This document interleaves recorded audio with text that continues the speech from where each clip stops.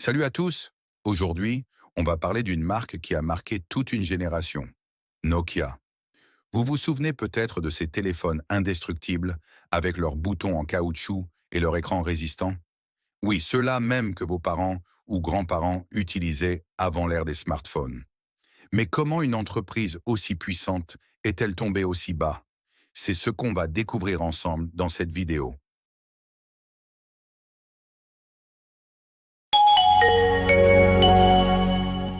Tout commence bien avant les téléphones mobiles. En 1865, un ingénieur finlandais nommé Friedrich Idestam fonde une petite société pour produire du papier près de Tampere, en Finlande. Cette entreprise s'appelait alors Nokia AB. Avec le temps, elle s'étend dans divers secteurs industriels comme les pneus, les câbles électriques et même la télévision. Mais c'est dans les années 1980 que Nokia commence à se concentrer sur les communications sans fil. En 1987, ils lancent leur premier téléphone portable, le Mobira Cityman 900, un appareil imposant mais révolutionnaire pour son époque. Cela marque le début de l'aventure de Nokia dans le monde des télécommunications. Les années 1990 voient ce Nokia devenir un géant mondial. Ils sortent des modèles emblématiques comme le Nokia 1011, le tout premier téléphone GSM au monde, en 1992. Puis arrive le Nokia 3210 en 1999, qui deviendra l'un des téléphones les plus vendus de l'histoire avec ses jeux intégrés. On pense bien sûr à Snake. En 2000, Nokia domine le marché mondial des téléphones mobiles, avec une part de marché dépassant les 40%. Chaque personne sur Terre semblait posséder un Nokia, que ce soit le légendaire Nokia 3310, connu pour sa solidité quasi mythique, ou encore le Nokia 7650, un précurseur des smartphones avec son interface tactile. Nokia était non seulement leader technologique, mais aussi symbole de fierté nationale en Finlande. On appelait même le pays le royaume de Nokia. Mais rien ne dure éternellement. Dans les années 2000, un nouveau concurrent fait son apparition, Apple.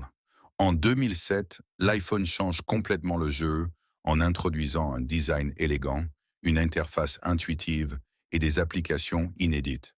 Pendant ce temps, Nokia reste attaché à son système d'exploitation propriétaire, Symbian, qui commence à montrer des signes de vieillissement. Alors que Google lance Android en 2008, offrant une plateforme ouverte et flexible aux fabricants de téléphones, Nokia hésite entre plusieurs stratégies. Ils tentent de moderniser Symbian, puis investissent dans Migo, un autre système d'exploitation prometteur, mais malheureusement abandonné trop tôt. La véritable descente aux enfers commence en 2011, lorsque Nokia décide de collaborer avec Microsoft pour adopter Windows Phone comme système d'exploitation principal.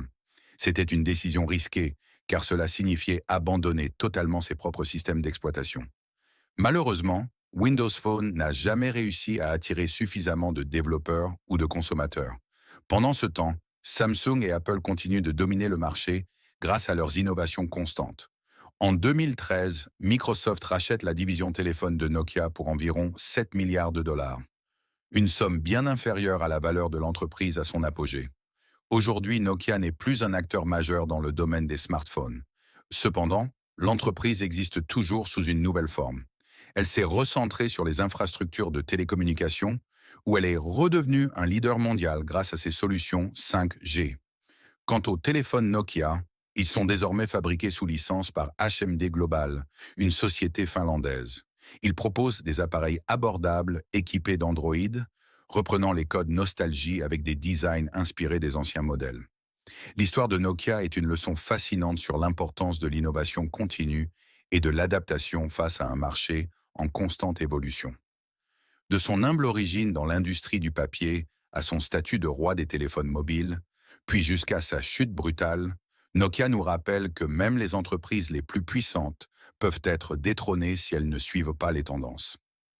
Et vous, avez-vous eu un Nokia dans votre jeunesse?